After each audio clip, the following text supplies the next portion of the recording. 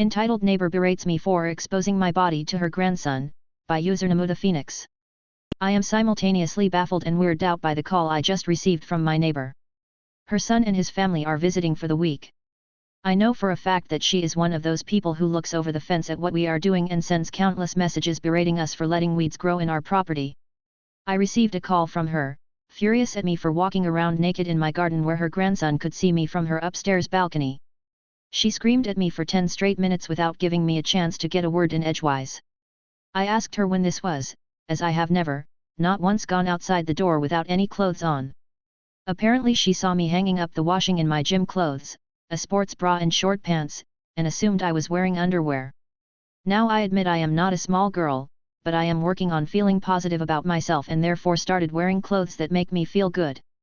She demanded that I never wear such vulgar clothing again, or she would report me to the police for public indecency. I just laughed and ended the call.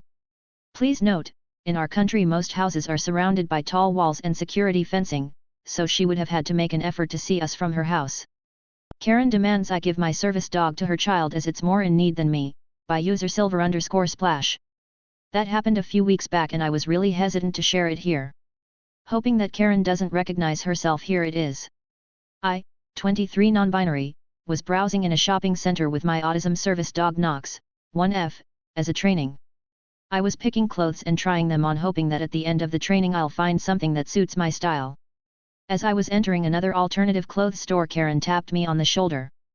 Karen, you know that dogs aren't allowed in this stores, right? Me visibly confused, I'm sorry? Karen, are you deaf? I said that you need to leave.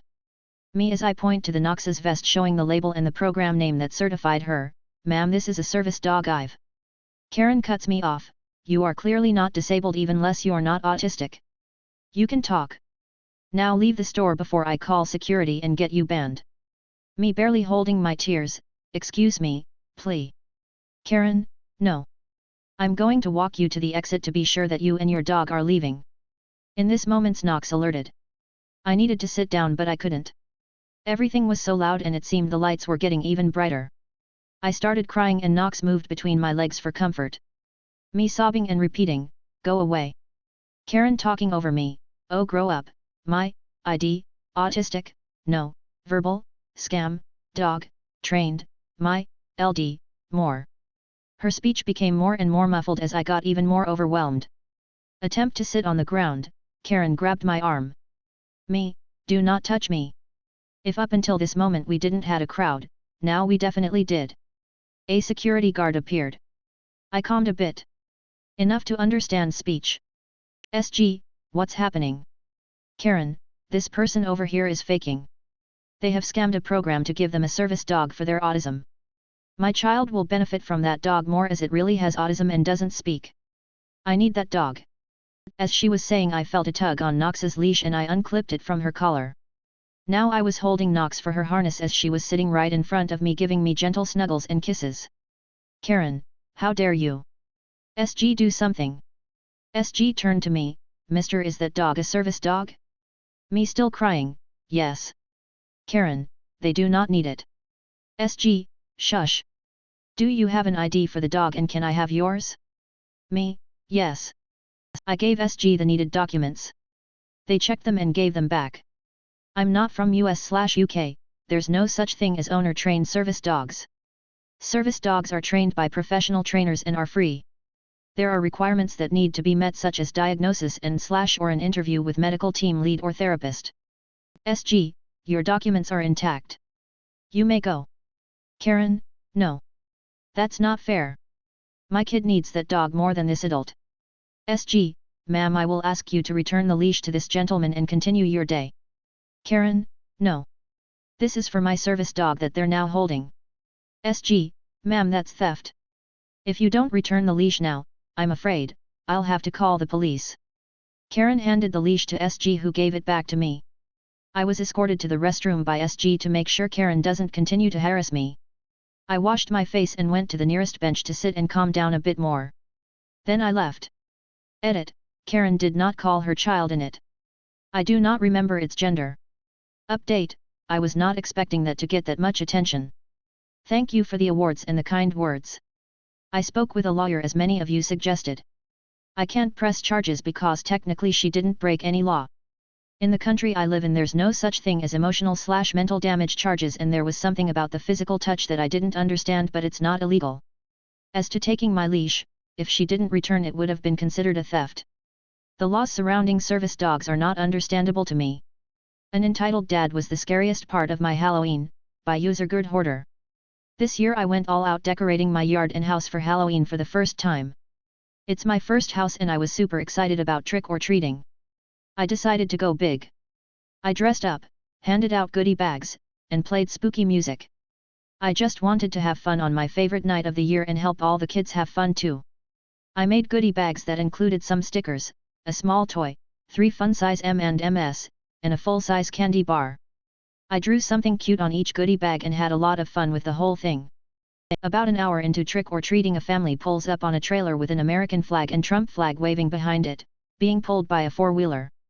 Several kids came barreling out and ran up to my door. The first few kids were clearly too old to be trick-or-treating, but I gave them a bag anyway because they had a couple of younger kids with them, probably 7 to 9, and they all quickly ran off.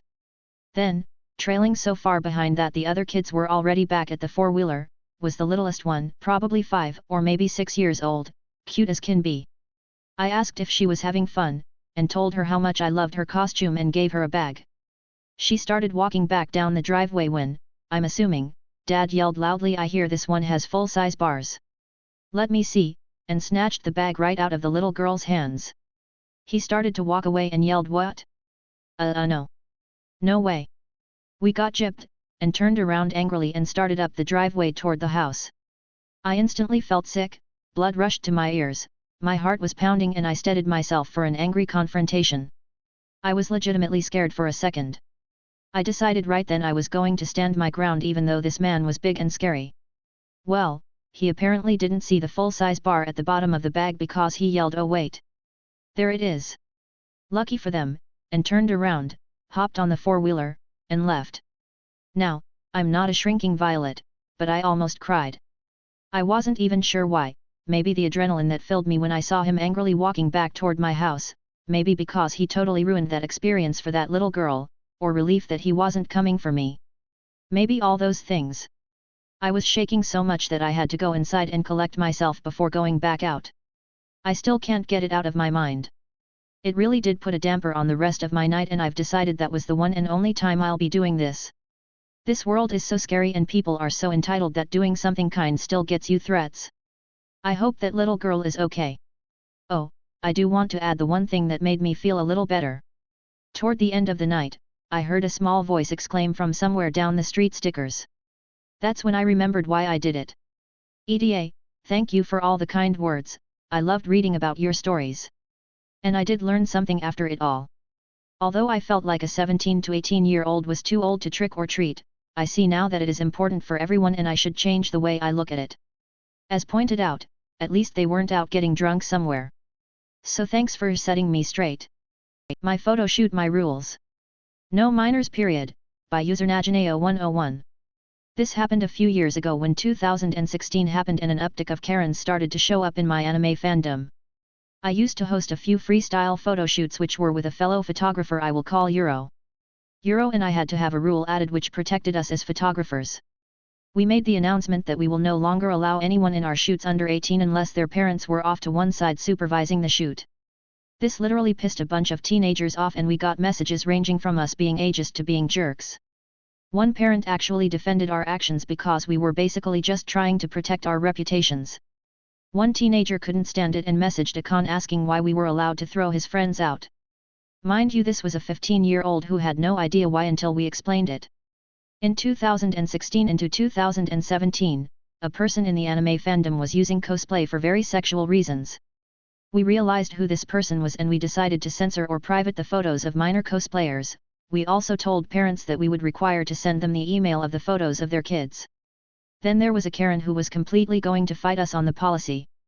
4 weeks before a con she emailed Euro demanding to know why we refused to put a picture of her daughter's award-winning cosplay on our public page. FYI, the girl was 14, we informed her that with the nature of the cosplay community and some bad actors we couldn't in good conscience. Seriously, the lady was willing to put her daughter at risk. We again informed her that we had the best interest of her child in mind when posting images and private all our minors and would give the parents emails and physical photos, but no posting in public. She again called us ageist and we were embarrassed that her child could outdo the other cosplayers we displayed. If you've seen some of those reality shows about stage moms, you get an idea the kind of parent this was. So finally I decided to forward the emails to the director of the costume contest at one con. She decided to ban the child and her mother from competition since again Euro is the photographer. It's been 2 months since the convention and Euro has had to change emails because this lady won't stop. We've been good sports, but seriously. Please follow the rules if a photographer posts them. Also, this is still happening. We since sent the lady her photos of her kid and deleted them from our archive. So if she wants to post pictures of her kid's cosplay, it is up to her. Girlfriend's stepmom thinks she owns her, by user Good Wrangler 105. My girlfriend, F21, lives at home and I, M22, spend nights at her house. Her dad's girlfriend / stepmom, let's call her Karen, has a kid together. My girlfriend's younger brother, he is 15. He is spoiled and whenever he gets in trouble he whines and gets out of it, or if they tell him no his mom gives in and he gets whatever he wants, but that is a story for another time. Karen makes my girlfriend pay for meals, groceries, and things for her brother as if she is his mother and not sister. She isn't allowed to even lock her door and she is a grown adult. She can't even go on vacations with me and my family or do little things like coming over to my family for holidays most times. Karen freaks out about the smallest of things and blames my girlfriend for most of it when she had no involvement at all. It's so bad that my girlfriend has to help her pay for Karen's loan just because they made a deal for her to go on a trip with me and my family. My girlfriend has no freedom and can't live her life without having to worry or be yelled at by Karen. My girlfriend doesn't like her job but can't quit because Karen won't let her. I work part-time and go to college, but as soon as I can save enough money I'm going to buy an apartment and get her away from Karen. This is just a short and brief example of what she has to go through. I love my girlfriend and I just want to free her from Karen.